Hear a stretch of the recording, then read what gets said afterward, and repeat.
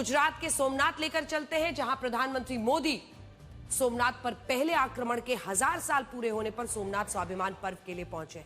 याद होगा आपको, प्रधानमंत्री नरेंद्र मोदी ने 1000 साल पूरे होने पर एक बड़ा पोस्ट लिखा था और यह कहा था कि जब इस मंदिर के नए निर्माण के बाद इसका उद्घाटन हुआ था, उस वक्त सीधा आरोप लगाया था कि उस वक्त के प्रधानमंत्री पंडित जवाहरलाल नेहरू डॉक्टर राजेंद्र प्रसाद के वहां जाने के खिलाफ थे और वो इस मंदिर के नए सिरे से उद्घाटन को लेकर उतने उत्साहित नहीं थे।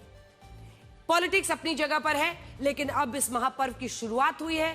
पहली बार गजनी ने 1000 साल पहले इस मंदिर पर हमला किया था और उसी की वजह से यह पर्व रखा गया है। आइए आपको लिए चलते हैं गुजरात।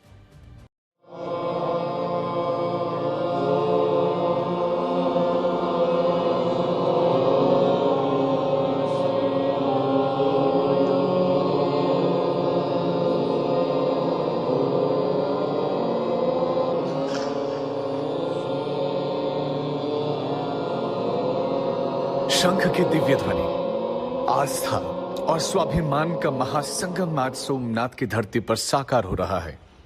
जहां हर कण में इतिहास बोलता है, वहां सोमनाथ स्वाभिमान पर्व पूरे वैभव के साथ मनाया जा रहा है। सोमनाथ मंदिर परिसर में गूंज रहा है ओंकार मंत्र। हर दिशा में आध्यात्मिक ऊर्जा है, हर सांस में श्रद्धा है और हर मन में स्वाभिमान, मानो युगों से चली आ रही आस्था को फिर से जागृत कर रहा हो। इसी दिव्य क्षण के साक्षी बने प्रधानमंत्री नरेंद्र मोदी स्वयं इस दिव्य मंत्र जाप में सहभागी बने और सोमनाथ की पवित्र भूमि को नमन किया। सोमनाथ मंदिर के चारों ओर उत्सव का दृश्य है। पीएम के स्वागत के लिए जगह जगह कलाकारों ने अपनी कला के रंग बिखेरे। प्रधानमंत्री के स्वागत में कलाकारों ने अपनी आत्मा उड़ेल दी। भरतनाट्यम की सधी हुई मुद्राएं, कच्छी लोक नृत्य की जीवंत ऊर्जा और पारंपरिक संगीत की लय ने पूरे वातावरण को अलौकिक बना दिया।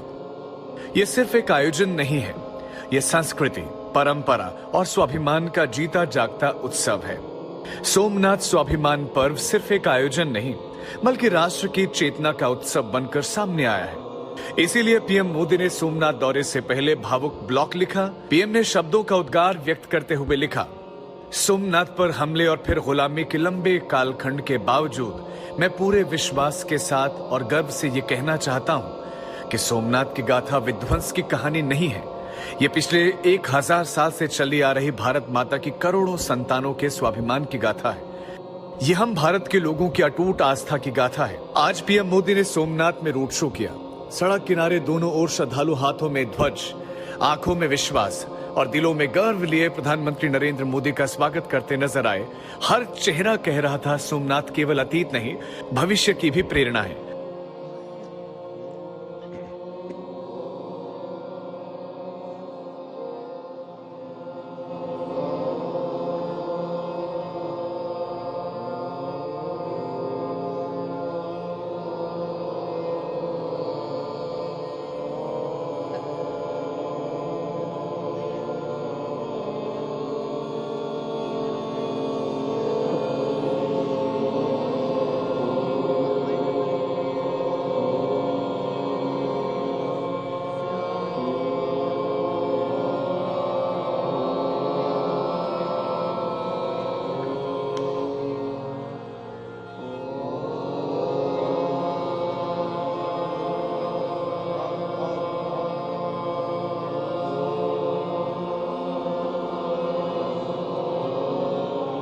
रविवार का दिन इतिहास में एक और अध्याय जोड़ने जा रहा है। प्रधानमंत्री पूजा अर्चना करेंगे।